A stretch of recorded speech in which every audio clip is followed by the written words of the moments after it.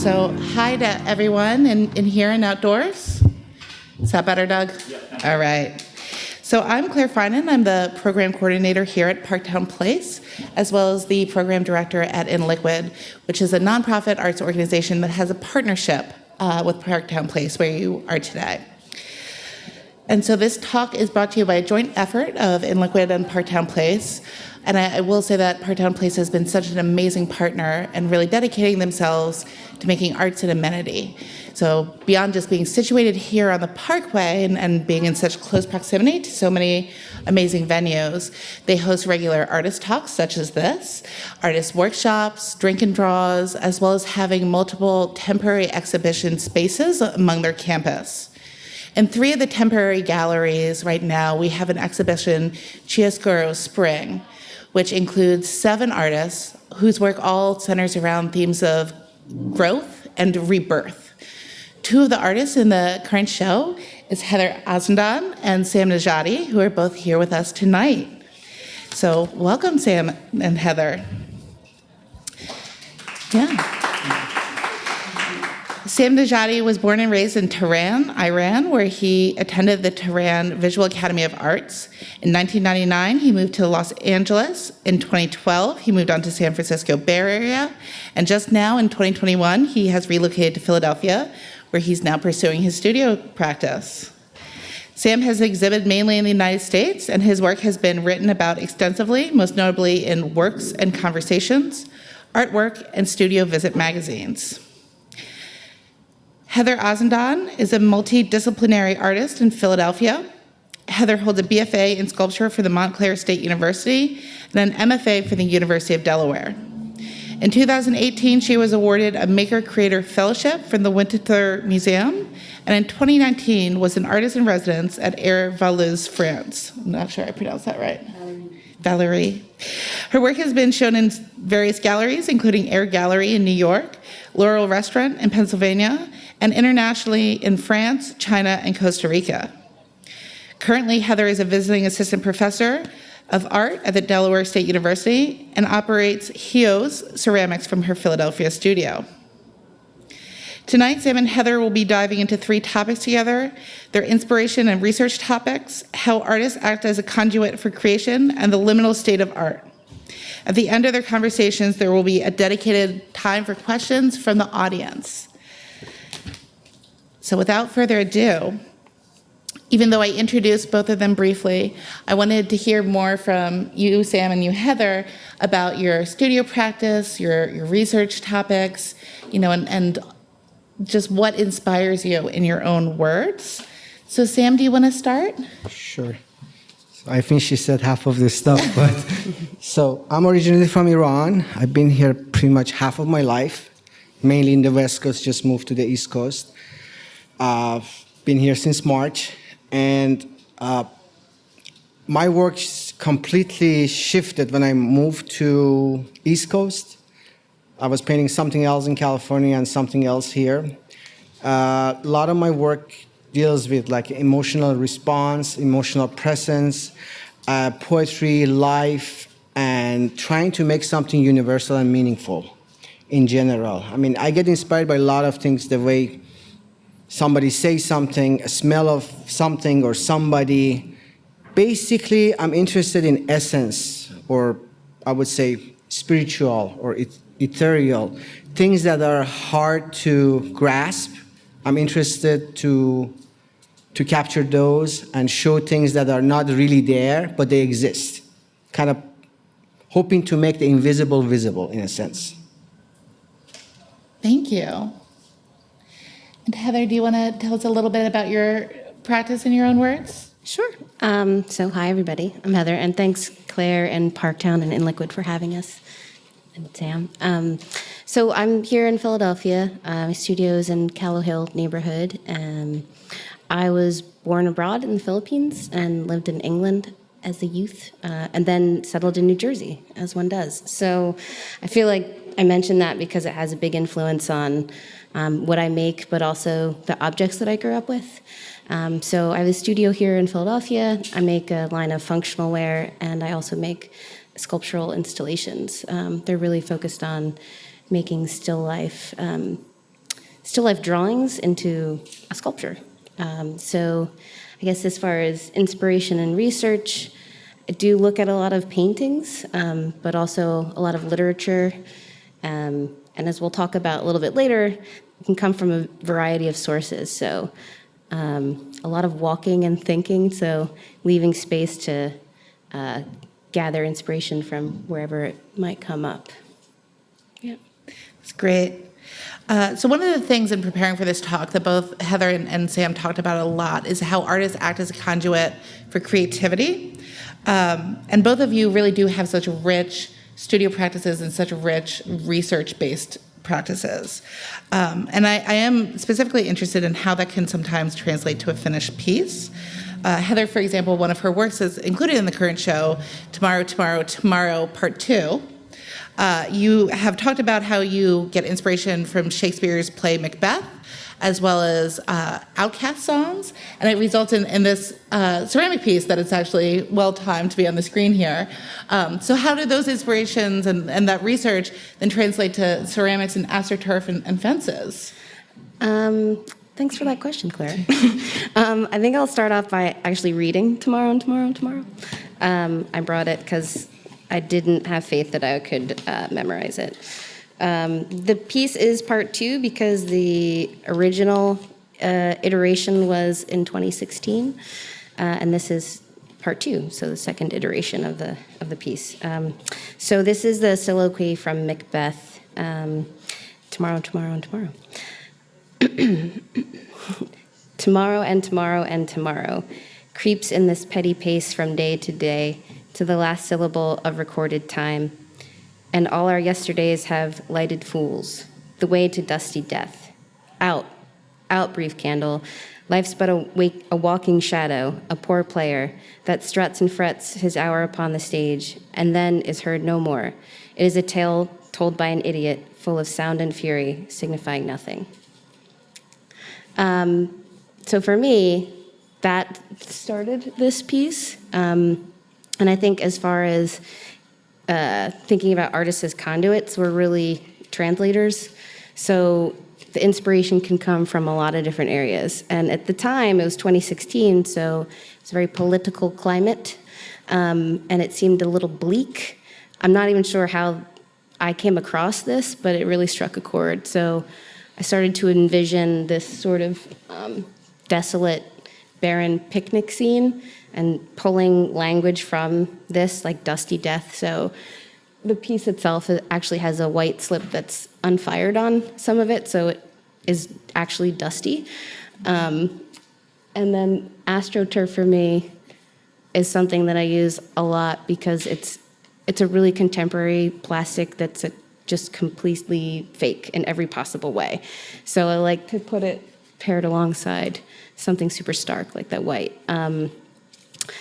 But so how do we go from like a, I guess, 16th century play to AstroTurf? Then comes an Outcast. So like a sort of contemporary version of that for me was, because I'm really a fan of this album. I don't know if anybody's familiar with the song Equemini, but it's, I'll read that to you too. It's sort of, for me, it seemed like the modern day version of that soliloquy. So in my brain, I'm always pairing together things that maybe are disparate, but effectively I have this book that I'm always writing out like key phrases or adjectives or things that just kind of really make me pause, and then I'm putting them together, translating them into shapes. Here we go. If I can do it justice. Even the sun goes down, heroes eventually die, horoscopes often lie, and sometimes why? Nothing is for sure, nothing is for certain, nothing lasts forever, but until they close the curtain, y'all know. Right? So I think you can see the parallels, or at least I have them in my mind.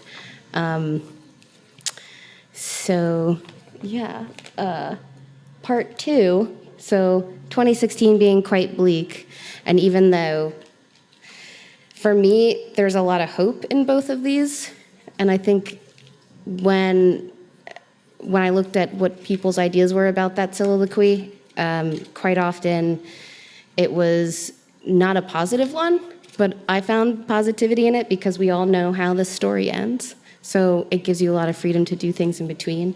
So for part 2, oh, this is perfect timing.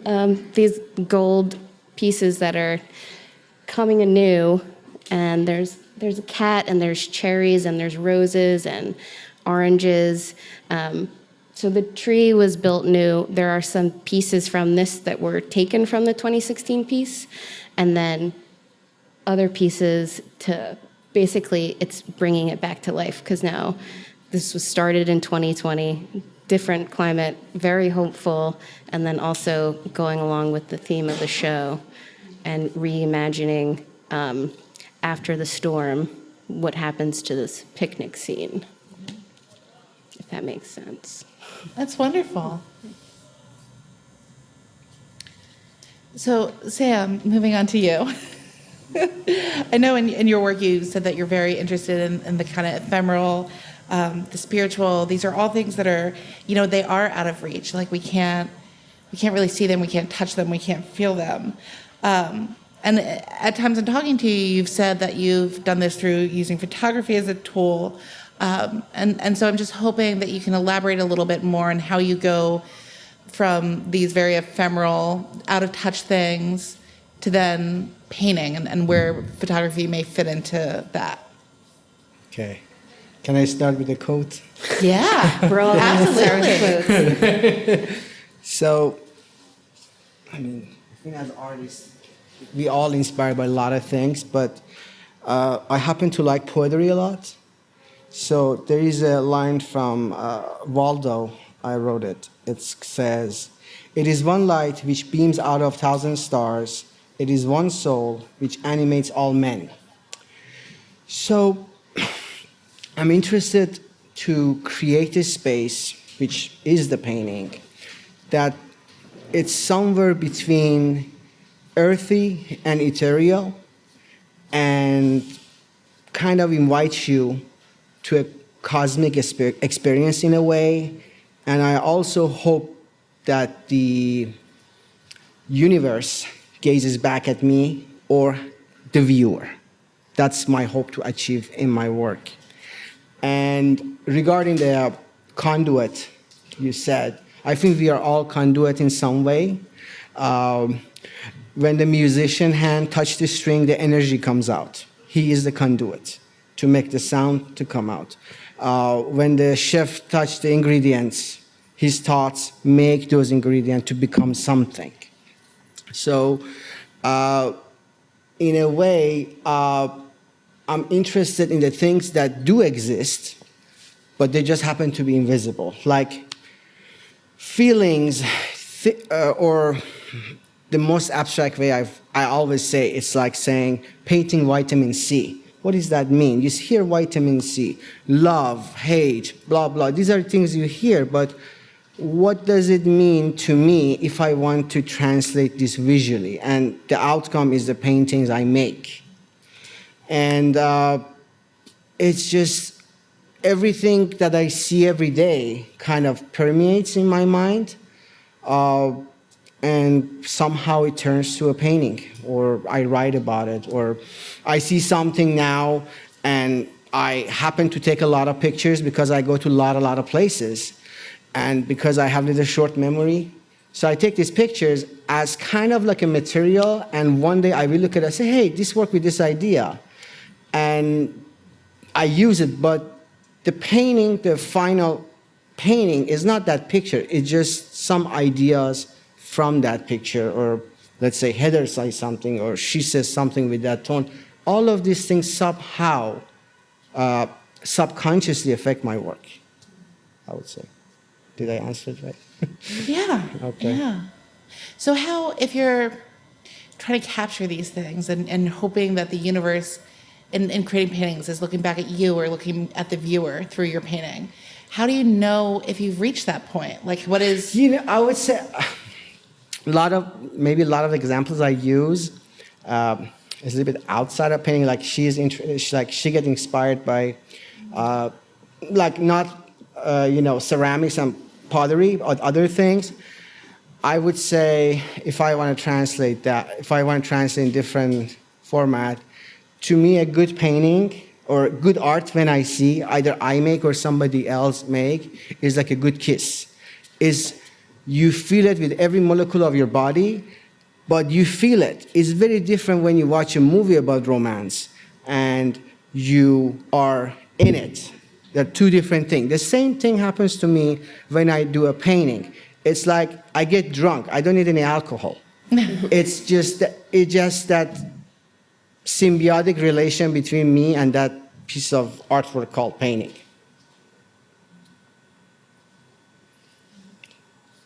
Did that make sense? It did. It did. I hope.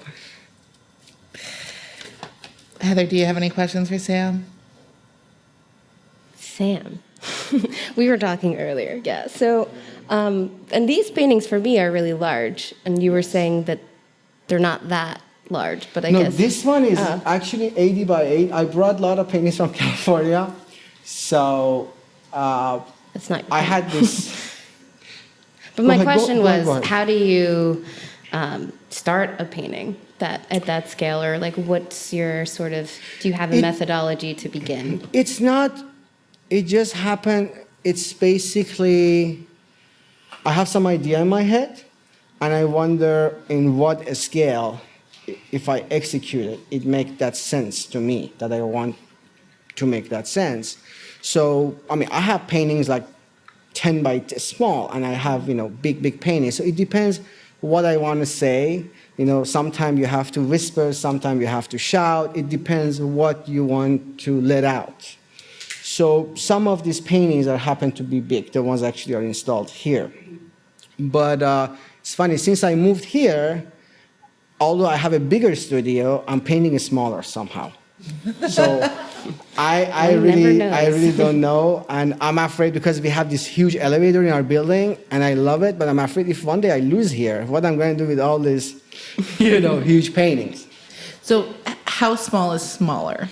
Small, 20 by 10. Okay. I mean, somehow the bigger the painting is easier for me. I rarely do a smaller, but it seems now I kind of force myself to do a smaller painting. A big painting may take me, sometime week or two, sometime more, but the smaller painting might take me a month and a half. I just happen to be more in charge when that thing in front of me is bigger than me. Mm-hmm. So that's, I think, a good segue into our next segment, which is the liminal and humanistic state of art. So when I was curating the show, I really loved how both of your work seemed to capture this certain liminal state. Pollen floating through a greenhouse. You can kind of see, like, in the one where it's like a window askew, how there's a flock of birds that's like just out of view, and you're not sure where they're going. Sunlight hitting fog. Things are almost ominous, but almost friendly. And then for both of you, your scale, you can certainly get lost in your painting so easily because they're so large. And Heather, like some of your works, because they're so small, they're so intimate, like you have to lean in, you have to study them, and I think that adjusts the emotion of the piece as well. And all these moments, they seem tender, fleeting, and unsure. And so I was hoping you could both touch on those thoughts and moments of in-betweenness, and how they affect us and what that means to you. That's a good one. Yeah, do you want to start with first, Heather, with your pairs? Sure, this pair of pairs. So I was thinking a lot about that idea of liminal space, and for me, it is that space in between that's both occupied and unoccupied. And so, not specific, well, it is with this one, with all of the still lives. I like to make an absence the presence, so there's never a figure in any of the work, because I feel like I'm trying to talk about a human experience. So by creating that environment or the elements that would be like tangential to it, then you can talk more about the actual thing through its negation. So I want there to be a lot of space with the work so people can put themselves in it. So like you said, kind of, whether it's like in a physical way where you're leaning over to look into it, or you're like, oh, I could picture myself in this very strange picnic scene, or maybe like this is on my kitchen counter. Because a lot of these start from, smaller moments in the kitchen or taking a walk, and they kind of pop up as like these little visions of assemblages. So I guess this idea of liminal too, because I am making them, obviously, but for me, they're like found objects, because I will research an area or a time frame and look at material culture, like what people made 200 years ago, what people made 20 years ago, and use that as the influence for the objects that get created. So I'm kind of stretching time and trying to make space to make time so that people can slow down with the work, or hopefully. And so it's funny you said that, and I guess that this is something that I didn't really notice before, but neither of you have figures in your work, or at least the work that I've seen from both of you. It's a hard rule for me. I think in a way we are both making self-portraits. With no figures. Invisible. Yeah. It's the soul or spirit of the maker is there, but the point is not to show it. Let the viewer to think or imagine. You don't want to give all the answers. It's this dialogue between the art object and the viewer, I think. Yeah. And then for you, Sam, you also avoid figures, even though they're self-portraits. I was trained in Iran. I was trained as a figurative painting. I still do portraits once in a while, self-portraits. But it got to the point. This may take a little long, but let me tell you what's going on. So I was trained as a figure painter. We used to draw 100 portraits a week, copy Michelangelo, put 20 hours on it, and show it to the teacher. And teacher, oh, this is wrong, destroy it. It was like really rough, like no joke. It was not like America. Oh, you're great. Okay, bye-bye. No. It was no joke. And the older I got, I started noticing people, things, and stuff, they're not just the surface, this body thing or this table. There's just more into it. So for about 15 years, I was abstract painting, basically. And about 4 or 5 years ago, I started moving to this. I mean, the source is just outside my inside thoughts to make the painting. It's just the surface change. It's about the undercurrent to make these paintings. And I think most artists, consciously or subconsciously, they making the work that present their life, their mentality about going through life, and this is basically a testimony that you have you lived, you the artist, and it's not that artists are anything special, but it happens to be that when you look at the history, the first thing that you see is judged is you talk about Egypt of pyramids, you talk about Sistine Chapel, you talk about Lascaux Caves. That's the first thing. You don't talk about pizza about Italy. First you talk about Michelangelo. So it's the culture that I think comes first, and I'm just more interested about inside, and I see images and I feel things and I paint there. And since I moved here, I'm in complete cultural shock. And I don't understand certain attitudes, certain body languages. I think I understand, and I find out, no, I didn't understand. So I'm painting this stuff now. And the colors change a lot in my work. I used to, because California, especially Bay Area, San Francisco, was very sharp light, so much. I bought 5 buckets of ultramarine blue and blacks before I came here because I find a good price. And here I don't even use them. I'm using turquoise. And friends call me, you have become very feminine. Like your colors are very soft, like lovey-dovey. I'm like, no. The sky is not sharp as California. People happen to be very straightforward, which I'm not used to it, you know?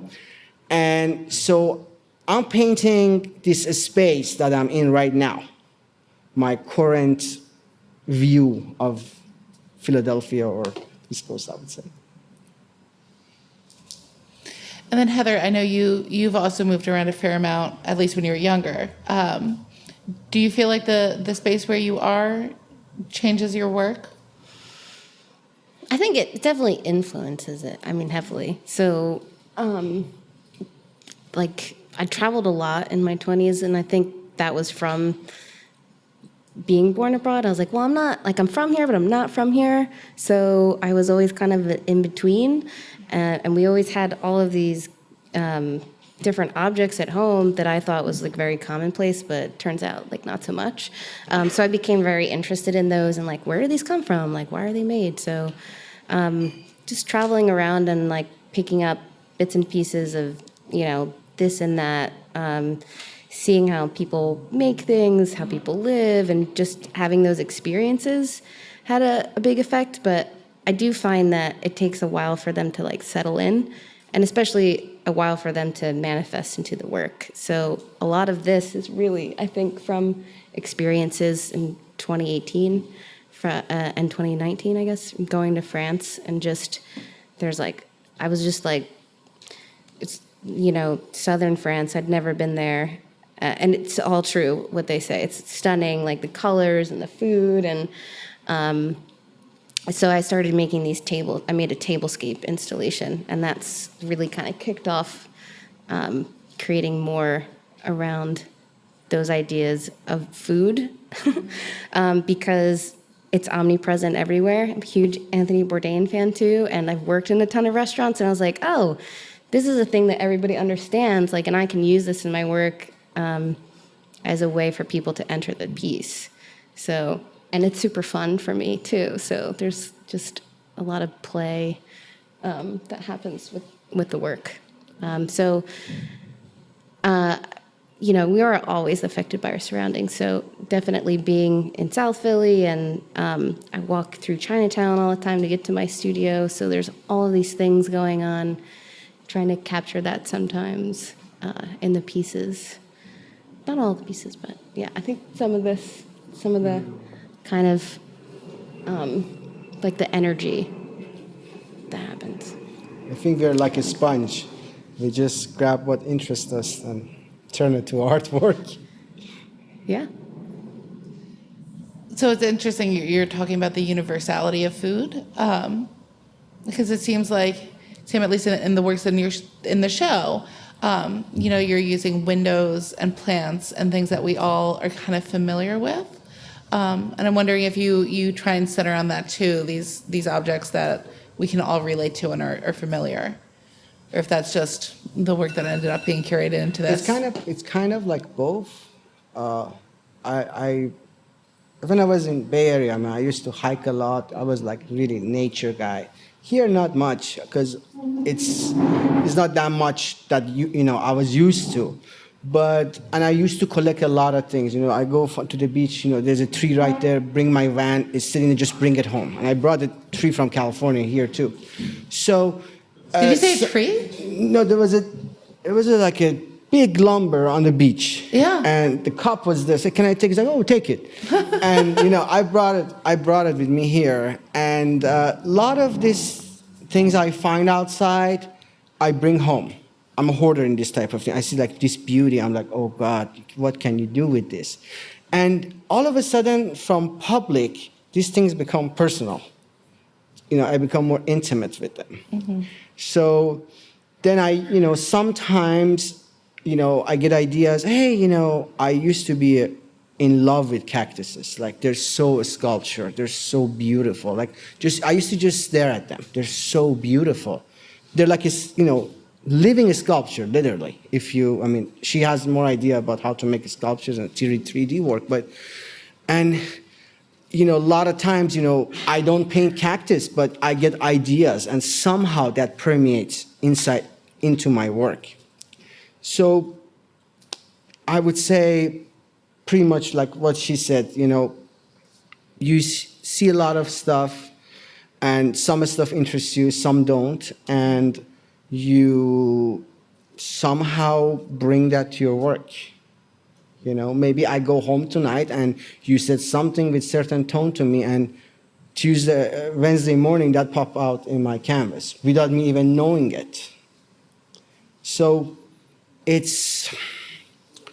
might be hard to understand, because I think talking about art is really problematic, because it's very different between a painted word and spoken word about art. They're two different things.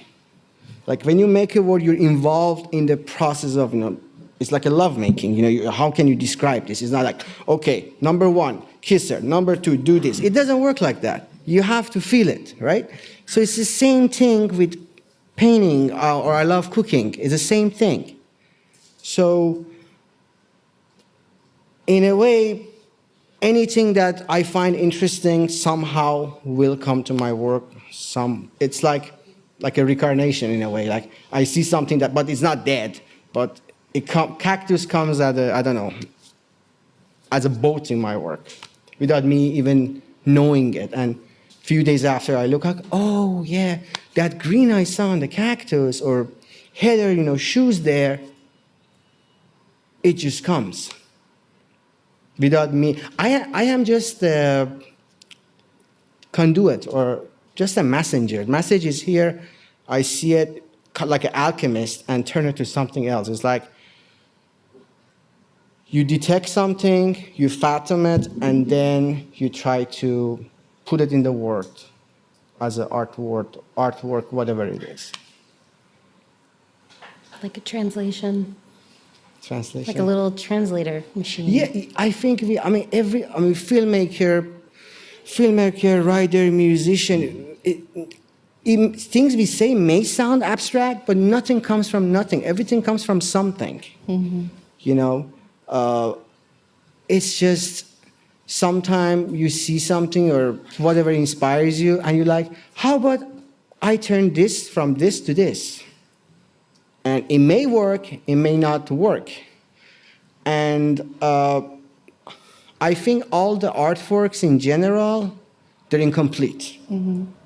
I think it's complete. Maybe 30 years, look at this work, I'm like, what a mess did I make? Because you evolve. It's like a life. It's a unfinished project. Till the last day. Sorry. I was going to say, it just makes me think, yeah, because the artwork has its own existence. Yeah, it's like you have this pause. Like, I make a painting, or somebody else makes some piece of art, and, tonight I'm like, this is great. Tomorrow I'm like, did I really make this last night? What I was thinking. But there are times, for years, you're like, this is great. And many, many years after, when you grew, you got older, you gain more knowledge, you probably have a different perception. So you're like, wow, okay, maybe I should have done this. But at the time when you were making this, that's all you knew. So it's a practice. It's like yoga. The more you do, the better you get. There is no mountain to climb on the top and you say, there is no arriving point. It's ongoing thing. It's a 24/7. I may not paint, or I may not do that, but I'm sitting home just thinking, but somehow that is related to the artwork. Okay. Hi, Claire. Heather, do you have any Sorry, guys, questions for my Hi, broken Claire. English. No, it's not broken at all. Out of curiosity, how many of you are residents?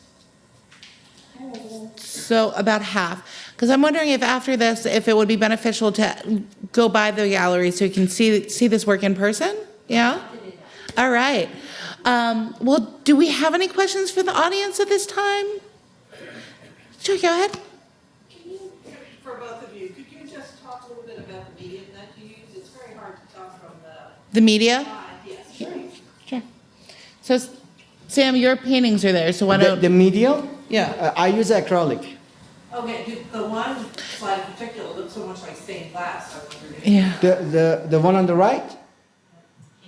They have a really The blue one, do you see incredible the blue sense of one? light. Yeah, they all acrylic on a canvas. I mean, I didn't know what was acrylic. I was introduced to acrylic in America. I didn't know there is such a thing called acrylic because I used to do oil paint.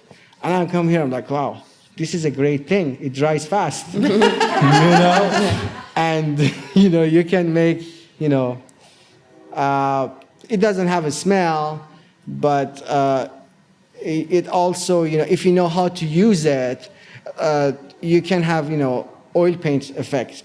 Somehow in the society there is this notion that, you know, oil is better or acrylic less. To me, it's like, okay, you know, I'm gonna make you stew. How are you gonna judge me? The taste. You're not gonna ask me, did I use an organic tomato or not? It's about the taste, and the taste happened to be the surface here. Now you have to try watercolor. Sure, I did watercolor too. Did you like watercolor? Yeah. Yeah. Watercolor, it's hard. It's really, really hard. It's I use clay. The pieces, these are, well, this one has a glass cloche and a concrete base, but I think the reason why the objects look so different is I use an electric firing process as well as wood firing. So these more neutral tones are wood fired. So that's all atmospheric engagement from the flame and the ash. So all of these are not glazed. And the other pieces are, I mix up a white, thin clay and wash everything with that, basically. And then there's a little bit of gold, just because. Is that real gold? No. It is on these. These actually were photoed before they got lustered, so these have little luster stems on them. The sculptural pieces, more liberties with the gold mica powder and resin. Yeah. Yeah. Go ahead. Yeah, hi. Thank you for talking. It's great hearing you guys. It sounds to me like you have more of an intuitive approach to your art than a formal approach. Since this is about studio practices, do you have like a schedule you work with? How do you motivate yourself? How do you get over the humps? What do you do when you're not inspired? And what are your actual studio practices?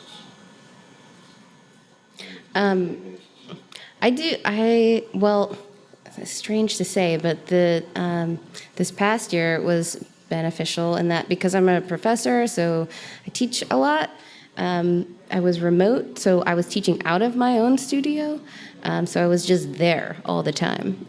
But I do generally, you'll have lulls where you need to sit and just have space and walk or read more or sleep or something like that occasionally, but I do go to the studio pretty much every day. So as far as with sculptural work, they do have a pretty strong foundation in site specificity, so the research usually comes from that location, and that's where the ideas are built upon.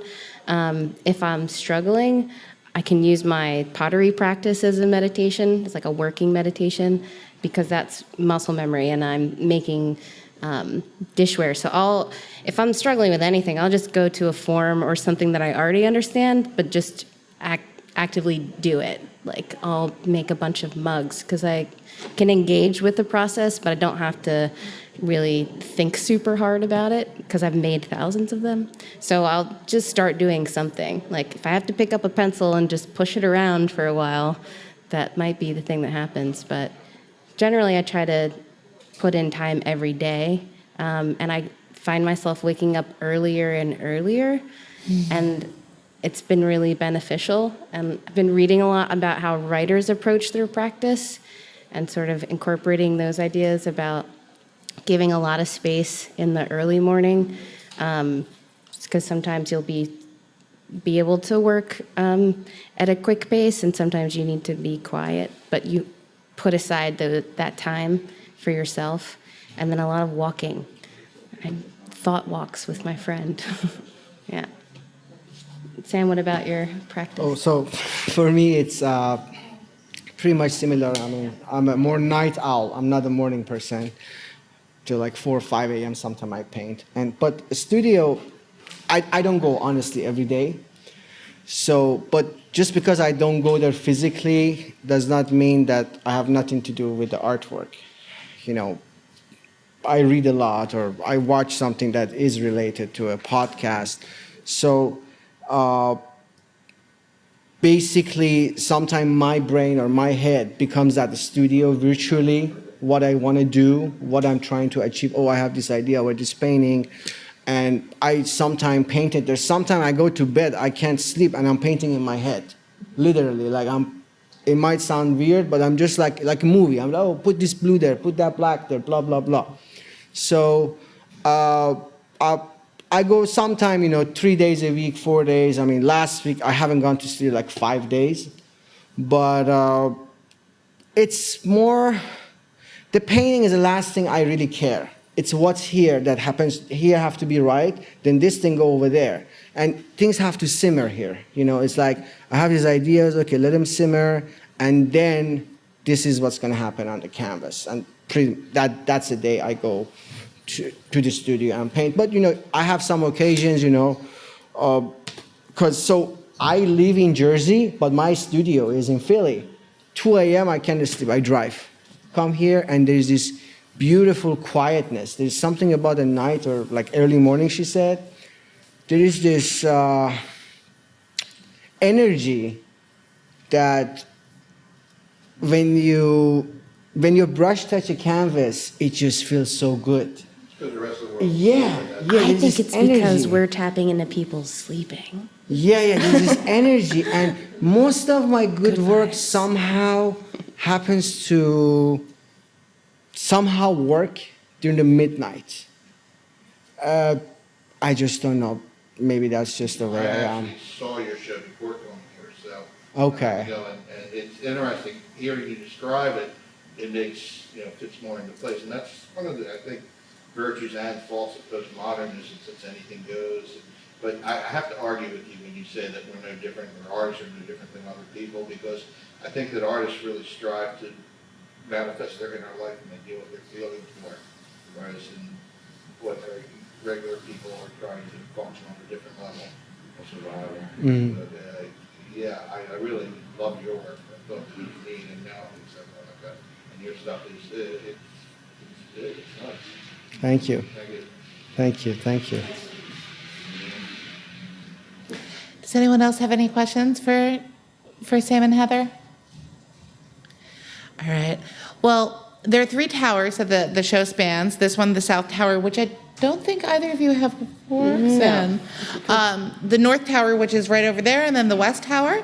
So I think we can walk as a group to the North Tower. It is locked, so I can let you in. We can spend a few minutes in the gallery and then see the West Tower, and then loop back here for a last glass of wine and some, conversation. Does that sound good? Yes. All right, well, let's go to the North Tower. And thank you, Sam and Heather. Thank you. Thank you.